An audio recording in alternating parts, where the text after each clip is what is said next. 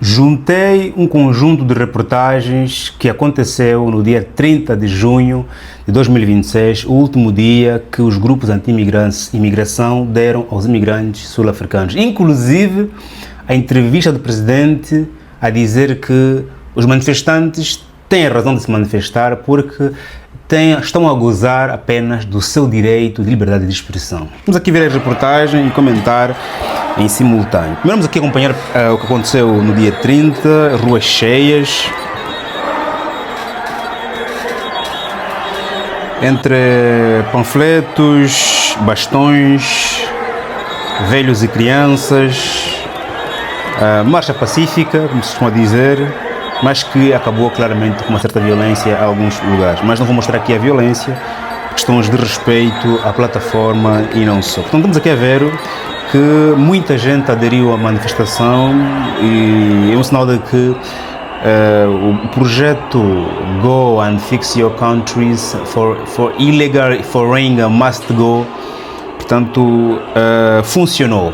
E a questão que fica também é como é que serão os próximos dias na África do Sul, depois desse dia ter passado, inclusive com a anuência do presidente, apesar de um forte aparato policial que se registrou. Portanto, esta aqui é uma das cidades. Temos aqui também um outro movimento, muita gente na rua, alguns com medo e outros eufóricos, ok. Vemos aqui o senhor Pakel Antakati, que é o líder dos March and March, e que também é suportado por muitos sul-africanos que comungam da sua ideia de que o país está sobrecarregado e os imigrantes estão a trazer drogas, estão a raptar mulheres, crianças, estão a trazer marginalidade, estão a entupir serviços vários de saúde. Essa é a reportagem do dia 30 e temos também aqui agora, vai lá, mais uma cidade. Vou lá aqui lembrar que os protestos aconteceram em cidades como Joanesburgo, em Durban, em Cape Town. São as principais cidades em que aconteceram esses protestos pacíficos e com alguma certa violência em alguns lugares e principalmente nos lugares recônditos, lá nos subúrbios. Okay? Mas a polícia sul-africana saiu em peso, desde drones, os prédios e não só, estavam em todos os cantos. E aqui temos agora mais uma imagem muito forte de um puto, também na marcha. Este é o puto, uma coisa impressionante. Isso passa muita informação, muita mensagem. Portanto, ele está a falar uma língua que eu não percebo, também não consigo traduzir aqui na aplicação. E quando as crianças são envolvidas nestas manifestações, a primeira coisa que eles perguntam é por que estamos nessa manifestação? E os mais velhos explicam, né? A questão é o que é que eles explicam nessa criança, né? Por que é que você está nessa manifestação? Qual é a justificação que os adultos deram aqui ao puto? E depois temos aqui o presidente a falar sobre a sua visão em relação a esta marcha. No. I mean, our people exercise their right to protest, which is enshrined in our constitution, and we must support that. For the most part, the protests, the marches were quite peaceful. Only a very few incidents. It could have been much worse. And I was very pleased that we were able to hold extensive consultation with a number of people, and we brought to bear the need for peace, need for orderliness, and that's exactly what we had. Anything worried you? No, I was not worried. I was actually quite relaxed. Thank you so much. Good to see you. Have a good day.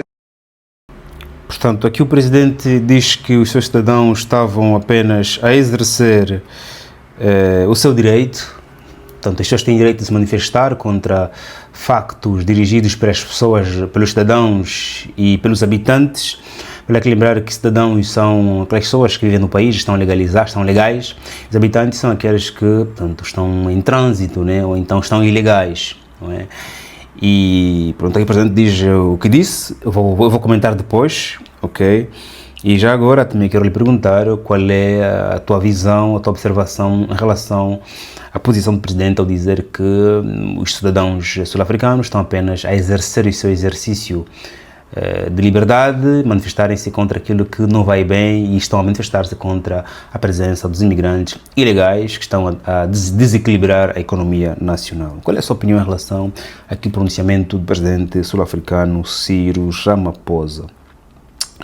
Depois, tenho aqui mais uma reportagem que é da Al Jazeera. Deixa eu ver se está aqui. Onde é que está? Onde é que está? Da Al Jazeera. Não, é da Reuters, ok? Ponto que uma reportagem interessante. Fala sobre mais de South African Policy Say mais de 900 pessoas were arrested, foram presas durante o protesto nacional anti-imigração, most of which were peaceful but turned violent and led the looting in some areas. Portanto, na segunda parte o protesto foi pacífico, mas tornou-se violento em algumas áreas. Então, isso aqui é a reportagem da Reuters, muito interessante. E qual é a nossa opinião em relação a tudo que aconteceu na África do Sul no dia 30 e qual é a perspectiva que você tem nos próximos dias? Família, primeiro vale aqui lembrarmos, e enquanto também já boa notícia, é de que os cidadãos têm o direito de protestarem sobre o que for, seja lá o que for, mesmo que essas iniciativas dividem um país. Mesmo que eu não concorde com a razão pela qual você está a manifestar-se, todos nós temos o direito de manifestar. Eu preciso permitir que você se manifeste por aquilo que você está a justificar, para que também, quando eu amanhã quiser manifestar-me com alguma coisa que você não concordar, também você me possa autorizar. Imagina se os sul-africanos que são contra esse processo também saíssem, haveria ali duas lutas, não é? Os nacionais que são a favor à imigração, e depois os imigrantes, depois esses aqui anti-imigração. Se tivermos aqui um mélanger, uma mistura daquelas, claramente teria mais violência. Portanto, quando se respeita, né, os limites, portanto, você manifesta-se, mesmo que eu não compreenda, não aceito, até acho uma vergonha, acho uma vergonha para a África, mas é teu direito, vá manifestar-te. Okay? E aqui o governo, ao permitir, está claramente a permitir que a lei seja exercida. Depois, claro, o governo tem que assumir as responsabilidades, como garantindo a segurança, e o governo sul-africano claramente colocou a polícia em todos os cantos possíveis. Houve violência lá onde houve menos polícia, e geralmente há menos polícia nos bairros, né, nas áreas suburbanas, e lá onde há geralmente mais violências, mais raptos, mais vendas de droga, e lá onde vive-se situações completamente precárias. Ponto. No entanto, outra questão que me chamou a atenção foi envolver crianças nessas marchas, ok? E uma coisa interessante foi, né, a simbologia dos March and March. Eles conseguiram mover muita gente porque vestiram os símbolos nacionais. Estão a falar Zulu, estão a vestir-se como os Zulus, estão a apelar o sentimento nacional, eles conseguiram pregar um discurso que conseguiu mover muita gente, e nós vimos aqui a população, muita gente que concorda com essa narrativa, e eles usaram aquilo que os une, que é a língua, que é a vestimenta, que é a tradição, ok? E isso também demonstra, peço desculpa se você é sul-africano, estás na África do Sul, peço-me desculpa, mas isso demonstra o nível de analfabetismo político em sul-africanos. Peço desculpa ao dizer isso, porque penso que teria usado uma expressão muito forte, mas eu falo sobre analfabetismo político porque, ora vejamos, eles conseguiram, né, mover pessoas para a rua, mas se nós meditarmos sobre como é que as pessoas entram no nosso país? Pelas fronteiras, aérea, terrestre e marítima. E quem que autoriza as pessoas a entrarem no país? É o governo. Se o governo não autorizou, quer dizer que existe uma debilidade na fronteira aérea, terrestre e marítima. Ok? Quem é que permite as pessoas ficarem no país, legais ou ilegais? O governo.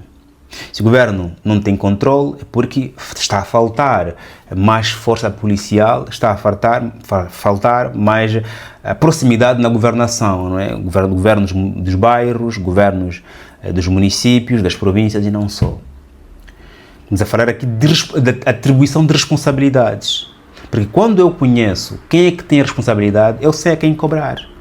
Se eu cobro ao imigrante quando a responsabilidade é de quem permitiu a entrada, é de quem não está a fiscalizar as comunidades, como vivem, onde vivem. Se eu culpo o imigrante quando o hospital não tem medicamento para mixo nacional, porque há muitos imigrantes, this is not my business. Não pode ser minha preocupação lidar com os imigrantes. Minha preocupação deve ser que o hospital me garanta medicamento. Agora, se o hospital não tem medicamento por causa dos imigrantes, eu tenho que resolver isso com o hospital.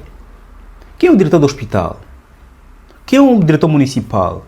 Quem é o governador provincial?